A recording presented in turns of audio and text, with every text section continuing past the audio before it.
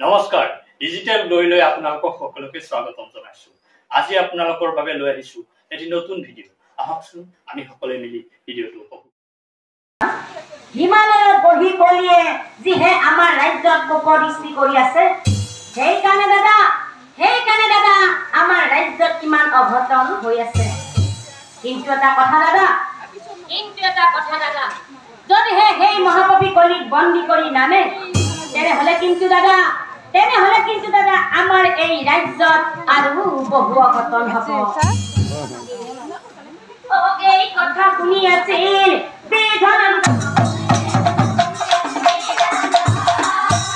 মহাক্ৰোধে অৰ্জুনে সেই মহাপাপী কলি 7 দিনৰ ভিতৰত বন্দী কৰি আনি মই নিশ্চয় জানিবি। যদিহে এই মহাপাপী কলিক মই 7 দিনৰ ভিতৰত বন্দী কৰি আনিব নোৱাৰো, তেনেহলে মোৰ নামো অৰ্জুন নহয়। এই হাতে গান্ধীত লৈ যায় মহাক্ৰোধে চলি গ'ল।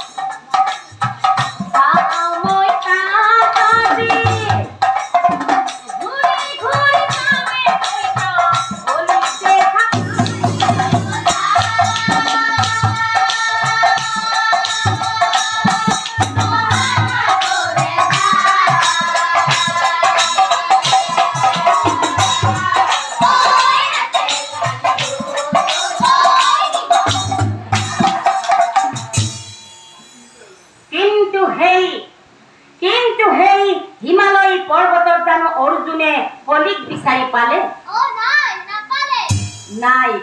নাপালে। সেই হিমালয় পৰ্বতত অৰ্জুনে কলিক বিচাৰি নাপালে। কিয় নাপালে জানে? কাৰণ মায়াৰ সাগৰ কলি কোনে দেখা পায়? এই ছদ্মবেশে অৰ্জুনক কলিয়ে মনে মনে ভাবে, এওঁ বোধ হয় মোকেই বিচাৰি ঘূৰি আছে। নহলেনো ইমান খঙত এই প্ৰচৰ ৰ'দত পৰ্বতৰ ওপৰত অকলে ঘূৰি ফুৰিবনে?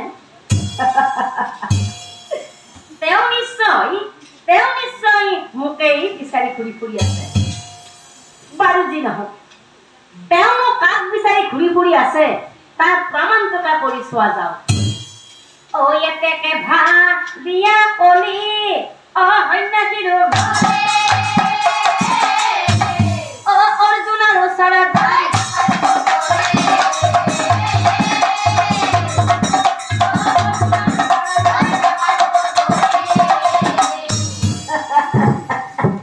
বোলো হে ৰাবুপা, এনে হেন হিমালয়ত মানুহ দুনো নাই।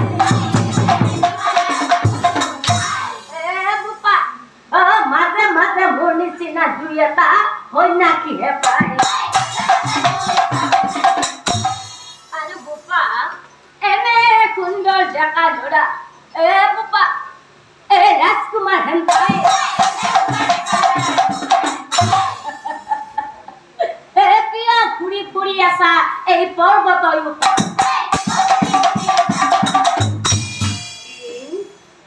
কথা শুনি অৰ্জুনৰ ভাল লাগি যায় অৰ্জুনে আকৌ মনে মনে ভাবে হা ইমানবোৰ ঠাই মই ঘূৰি ঘূৰি আহিলো কত এজন মানুহেই লগ নাপালো আৰু আহি আহি আহি আহি এই বৃদ্ধ মানুহজনক মই ইয়াতে লগ পাইছো যেহেতু এই বৃদ্ধ মানুহজনক মই ইয়াতে লগ পাইছো এওঁক যদি কওঁ যে মই কলিক বিচাৰি ঘূৰি ফুৰি আছো তেতিয়া হয়তো এওঁ মোক দেখুৱাই দিব পাৰে কলি ক'ত আছে কিয়নো এওঁ বহুত বৃদ্ধ মানুহ গতিকে এওঁ নিশ্চয় জানিব কলি ক'ত আছে গতিকে মোৰ মনৰ কথাখিনি এওঁৰ আগত কোৱাই ভাল এই অৰ্জুনে বোলে মই আৰু মই ইয়ালৈ কিয় আহিছো জানা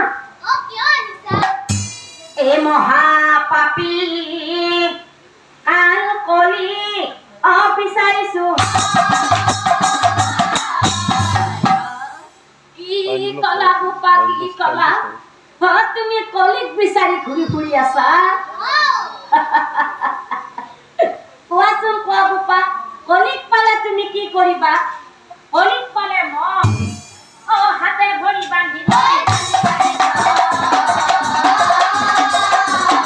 হাতে ভৰি বান্ধি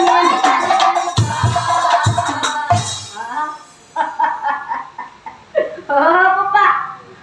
কলিক পালে তুমি হাতে ভৰি বান্ধি নিবা ঠিক আছে বাৰু তেনেহলে কোনো কথা নাই বোপা কলিক পালে বাৰু তুমি হাতে ভৰি বান্ধি নিবা কোনো কথা নাই পিছে এটা কথা বোপা কলিকত আছে মই তোমাক দেখুৱাই দিব পাৰিম কিন্তু এটা চৰ্ত মই তোমাক 3টা প্ৰশ্ন কৰিম এই 3টা প্ৰশ্নৰ যদি তুমি শুদ্ধ উত্তৰ দিব পাৰা তেনেহলে কলিকত আছে মই তোমাক দেখুৱাই দিম বাবা আৰু যদি উত্তৰ দিব নোৱাৰা তেনেহলে কিন্তু বন্দী হৈ থাকিব লাগিব অৰ্জুনে বোলে মই শুদ্ধ উত্তৰ দিম এই অৰ্জুনে বোলে মই শুদ্ধ উত্তৰ উত্তৰ দিব নোৱাৰিলে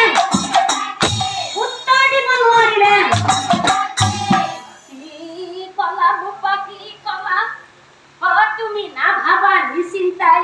উত্তৰ দিব নোৱাৰিলে বন্দী হৈ থাকিম বুলি তাৰ মানে প্ৰতিজ্ঞাও কৰিলা ঠিক আছে বাবা তেনেহলে তুমি মোৰ পাছে পাছে আহি থাকা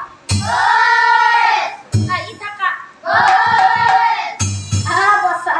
আজি ভাল ফান্দত বসা বাপেৰেক চিনিব নাই আহি থাকা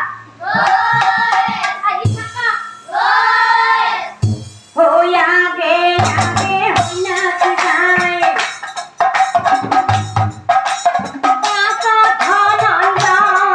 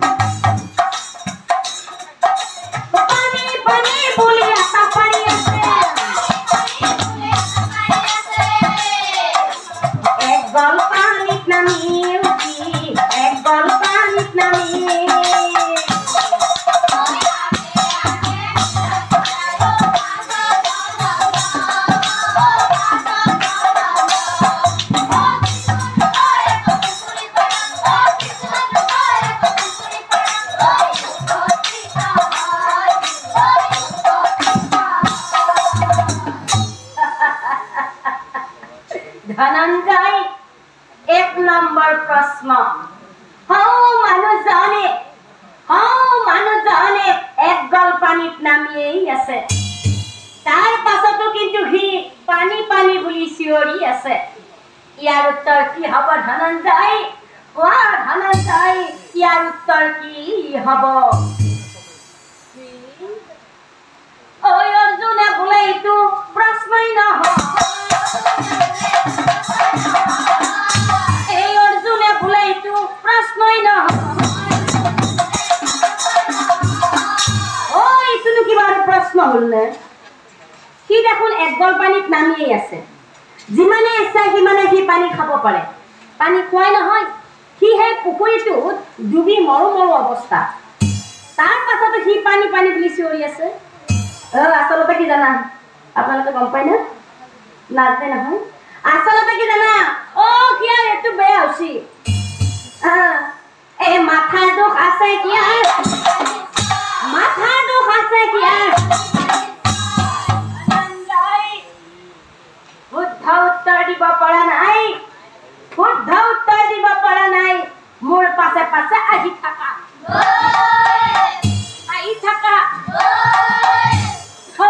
ভালে চোৱা কি দেখিছা এটা প্ৰকাণ্ড দতাল হাতী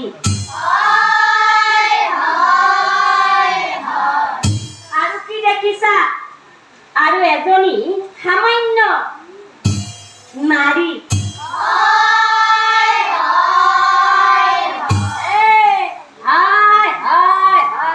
আৰু কি দেখিছা আৰু বহুত মানুহ সৌটো দতাল হাতী সৌজনী সামান্য নাৰী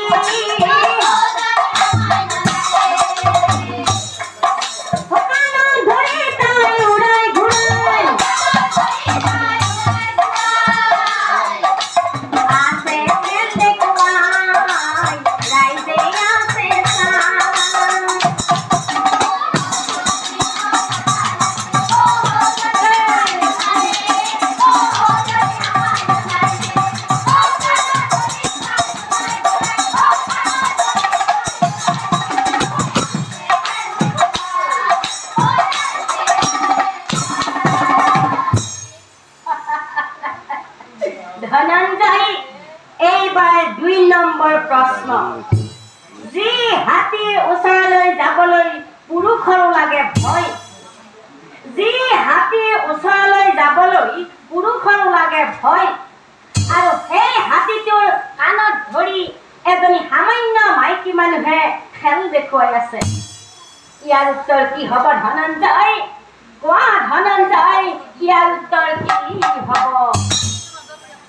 তেতিয়া কিন্তু অৰ্জুন নিমাত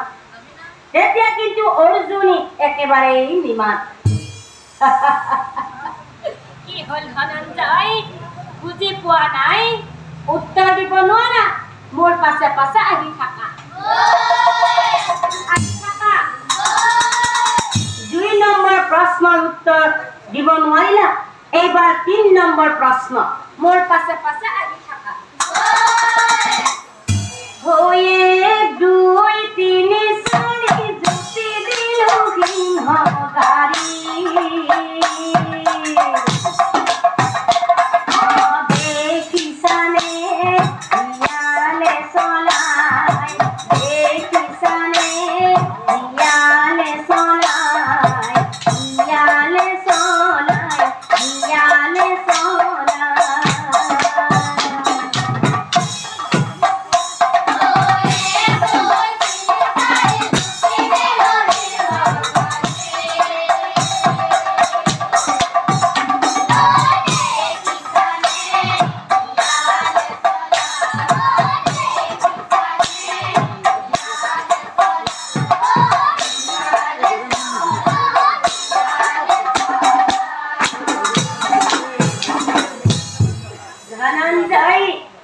এইবাৰ 3 নম্বৰ প্ৰশ্ন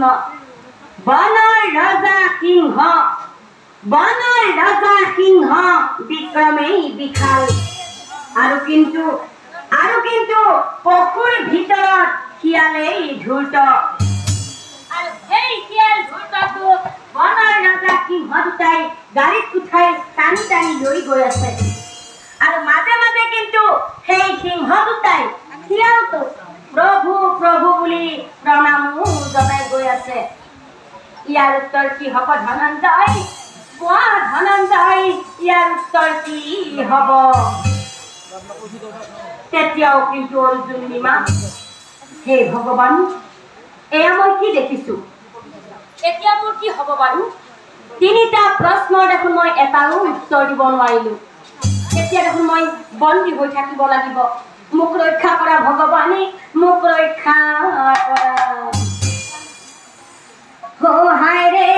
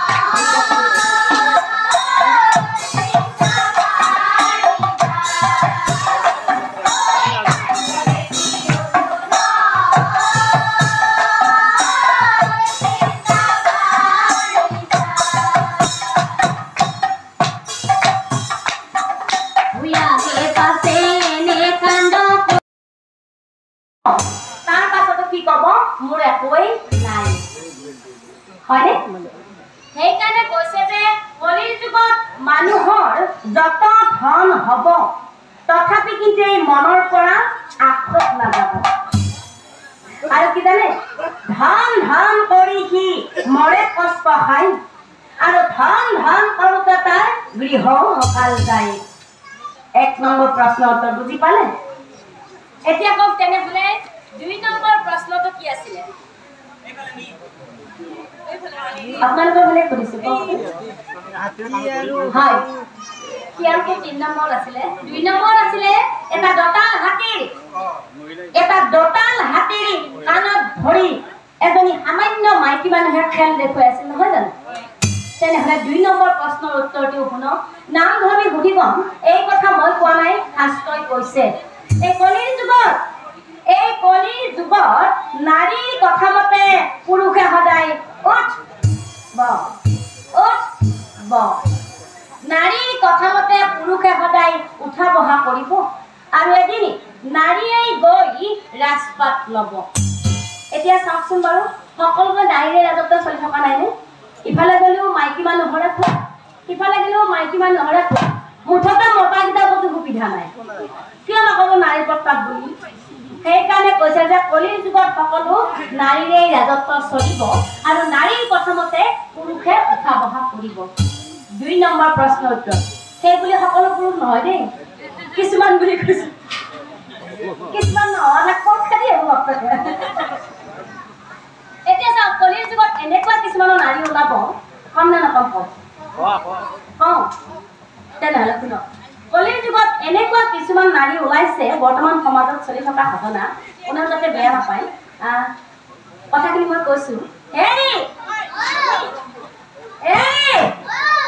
শুনছিলে হেৰি এই মই সোমাই থোতে দেৰি হ'ল পিছে আজি মই মিটিঙত যাব লাগে ইফালে মিটিঙত 8টা বজাত যাই পাবই লাগে মই সোমাই থোতে 7:30 বাজিল কিবা কৰি মই আপোনালোকে গাটো ধুই আহিছোঁ আপুনি এটা কাম কৰিবচোন হেৰি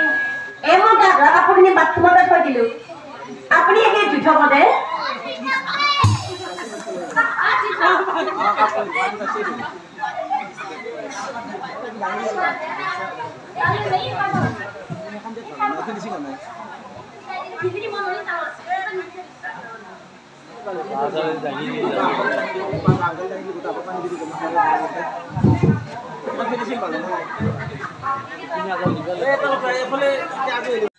আজিৰ ভিডিঅ'টো ইমানেই আছিল